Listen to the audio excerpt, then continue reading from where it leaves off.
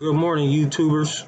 This is Gate the Great Define Sports, and I'm gonna touch on a topic about that press conference with Canelo Alvarez and Charlo. It does not look or appear that Charlo is the smaller man. Looks like he's the bigger man. You know, it really does, and that's a real interesting thing that I seen yesterday because of Charlo had looked like he got height, arms look a little longer, his size, even though he had a sweater on, I don't think he had anything under that sweater to, you know what I'm saying, to make his body look pretty massive. You know, Canelo shorter. You know, I was looking at that like this might change the dynamics of moving up two weight classes because it seemed like Charlo might be fighting closer to his walk around weight, which might be a good thing for him. You know, he might could dance, use his lateral movement, move off his jab. You know, and use the ring effectively. Where Canelo always has that ace in the hole that I didn't see when everything fails out the window. Like when Khan was beating him to the punch. You know, when everything failed, he depended on his timing. You know, and then later on in the fight, he got stronger. You know, I don't see Charlo fighting Canelo like Triple G fought Canelo. I see Charlo being a little bit more smarter, which he should, because this ain't no Tony Harrison that Charlo's dealing with. This is a different animal, a real counterpuncher, you know, that can throw combinations if you allow him to. So now it really is going to be up here with Charlo. And Canelo's already up here, you know. He's already up there. Good counterpuncher, good combination puncher, and he uses timing. Got good timing. And Canelo's then fought every style in boxing you could damn near think of. He's 33 years old, but you know he got a lot of miles on that body. A lot of miles.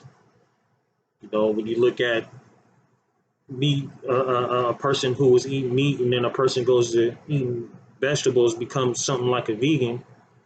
You know, you get a lot more energy, but the power kind of goes away. How I know because I did it for 30 days. Like you have a lot of energy, but the strength and the power, there's something about it that goes down. So, you know, I seen the fights where it was like he stopped eating meat, and I'm looking like, well, yeah, he does look a little different. You know, his his definition in his body. Well, you know, now he's going to the lion's den. You know what I'm saying? And separate the boys from men. You know, Canelo been a man for a long time now. You know, like his first fight with Larry Mosley, they dug that up. I looked at that. I said, man, they went to the archives to go get that one, baby. I said, ooh, wait, you know, where nobody would have thought about that one. I even forgot about that one. You know, and that was the first sign of what Canelo had problems with. Then you got the Austin Trout. You know, and Trout worked off the jab the whole time.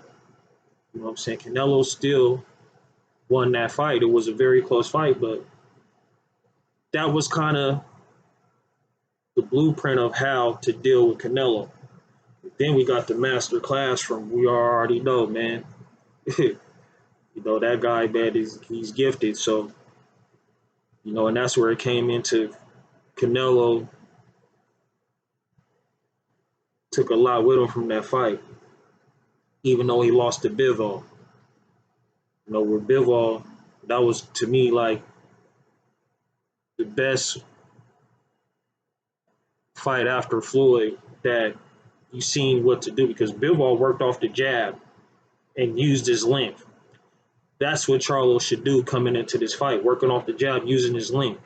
You know what I'm saying? As much as he can. You know, using lateral movement because Canelo don't like to chase you down, as they say. When I say it's boxing effectively, it's not rock'em sock'em robot. So I don't like that rock'em sock'em robot. I like the sweet science of it, which all of it is the sweet science. But you gotta have some defense, and Canelo shows great defense. I mean, you know, the way Canelo fights is like I like the way that Canelo has fought in his career. Like I said, there's a couple fights I think he lost, but the way that his style is I like it. Here now, yeah, I do. Even Plant did a good job against Canelo. He did, but again, Canelo starts depending on his timing. Once that saw everything's out the window and you could look and see that all right, Canelo's getting beat. Canelo's gonna want you to come to him. And I believe Canelo counts the punches and then tries to counter you once he knows you're beating you're beating him to the punch. So if he knows you got like 7 in the clip, you throw a 7-punch combo. Somewhere on that third or fourth punch, he's gonna try to disrupt that with a counter. With effective defense and a counter is what I've been seeing. Because he did it to Khan later in the rounds is how he slept Khan. Like, ooh, that was Khan didn't make it to the Puerto Rico party that Jab Judah was talking about. Miguel Cotto went to it. When Miguel Cotto fought Sugar Shane Mosley. No. Khan didn't make it to there. Khan went to the hospital. He got his noodle rocked. Woo, that was a hell of a punch. That was a hell of a punch. I'm just intrigued to see how this fight can go. Because Canelo, at 33 years old, I think Canelo, man, I don't see Canelo fighting until he's 40. Because he got a lot of fights under his belt at a young age. He got the best resume as active boxers in the sport. I don't think Sean Porter's coming back. He will be the other guy that has the best resume because Sean Porter damn near fought everybody. Canelo is a living legend. He's gonna go on to be a legend because he got a whole country behind him and they all love him. Charlo, I don't know who to go for. I want Charlo to win, but as far as who to go for, saying not being biased, stepping out of the fans' perspective, I would lean towards Charlo to go the distance. But if it was a knockout, I would lean towards Canelo off of a counter. And I would say the counter would have to come from like a check hook or I could see Charlo throwing a straight right and Canelo, slipping to the left, throwing his right. See a lot of things, but it'd be something off of a counter or a combination. But I don't see Charlo moving like he got sand in his boots. I don't see that. But it's been a great year for boxing because we didn't got fights. I mean, we didn't got some of the fights we've been won for, like Stephen Fulton. Oh man, I think he could bounce back. Hopefully, he bounced back. And running back. Those guys went. I can't pronounce his name. Innu. How the Asian guy to fight Tank. That'd be all bad for him, my opinion, because Tank has grown man strength. Tank got strength of a man that bitches 315, but not bulked up.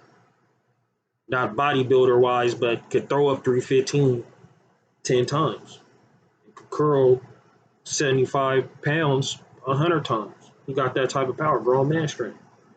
Tank can actually box. Like, Tank then knocked out almost everybody that he's then fought off of those fighters making the same mistake twice.